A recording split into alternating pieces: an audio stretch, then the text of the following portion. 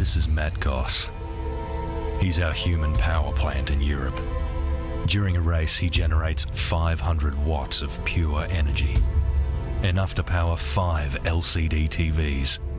At peak output, he hits 1500 watts, power enough for 15 TVs or 30 laptops. We're Momentum Energy, and we supply power, just like Matt Goss.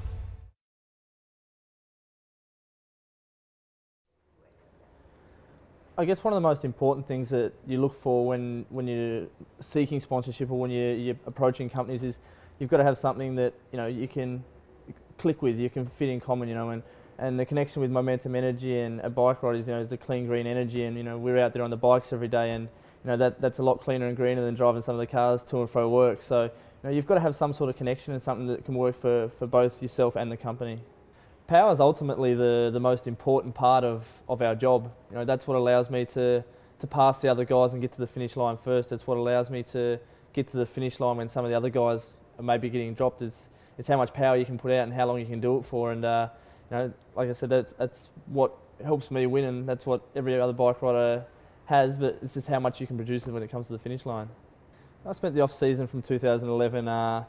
Mainly back in Australia, catching up with friends, playing a bit of golf, watching a bit of golf, catching up on motorsport. I love anything with an engine and anything fast paced. I think that's why I'm a sprinter. I like the action and like everything happening quick. So I get around as many events as I can and have a bit of a look around and really take the downtime just to get ready for the next season.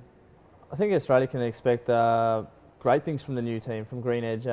We've started off the year all guns blazing. We've won the Tour Down Under in Australia, which was a huge milestone for the team to get their first race, and to win in Australia, in your home country, is a pretty great feeling to be part of that. And then coming straight here to Europe, we've had great success as well. We've achieved all our goals along the way, which was to have the leaders jersey in Tirreno Adriatico, which I wore, and then to be successful in the classics. And at this stage, we've won Milan-San Remo, the race that I won last year, with Simon Gerrans. And we just had another guy, Michael Albertini, finish second on Wednesday. So far we've been ticking all the boxes, and I think that the Australian public can only expect to see the results keep coming. No, my preparation hasn't changed a lot from last year. I'm pretty much going in with the same strategy as I had. It seemed to work pretty well last year, and if I can emulate some of the results that I've got last year again this year, then I'm going to be really happy. Although it is a little bit different. We have the Olympic Games this year, and you don't have that obviously every year. So we're going to have to adapt a little bit, maybe come into the Tour de France a little bit fresher than what we maybe would, so we can try and come out the other side fresher again to try and be successful at the Olympics. Our diet and preparation is super important leading up to any race. It's one of the more vital things in our sport, because what goes into your body, it's either really useful or really useless. So we have a lot of passes, a lot of carbohydrates in the days, 2 days before, even up to 3 days before. You start really taking on a lot of carbohydrates, because when that runs out in a race, you're just running on sugar, and that doesn't last very long. So, during the race we'll have a lot of gels and bars, but you've really got to put in the effort before the race to make sure you've got enough energy in your body. I won't say about the club sandwiches we just ate. Every race is a little bit different we go to. We have different levels of support, but when it comes to the really big races, we've got a huge amount of people that are around.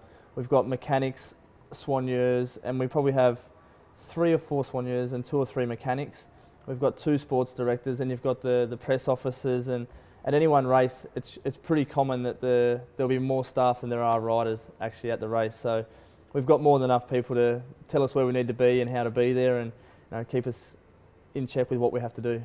I definitely try and keep up with the sport that's happening back in Australia. I've got a lot of friends in different sports, and like the same as I said before, it's the motorsport that I really love, and I always, every opportunity I get, I try and check out the results or follow how everyone's been going. And I've always got me footy team, the Bombers, that I follow, but unfortunately it's not on TV a whole lot over here, so we have to be lucky to catch it. I think we can definitely take some things from footy when I was back in Australia. If you watch the bunch finishes, they definitely get a bit rough and tough at times, and I've seen people be sent home from headbutts. So you need to hold your own, and there's people leaning on you, there's elbows, and there's a bit of argy-bargy, I guess to say, in the finishes. And coming through a bit of a football background, you're a bit more used to that than some of the European guys, I guess. Got to be careful not to say too much. Yeah, I'll just drop them.